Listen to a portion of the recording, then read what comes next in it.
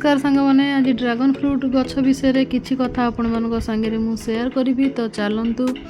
जिते बड़े fast starting मुझे गछटी लगेली हाराहारी पाखापाखि वर्षे उपर हो जाऊँगी से गछ जिते फल फूल न आसूची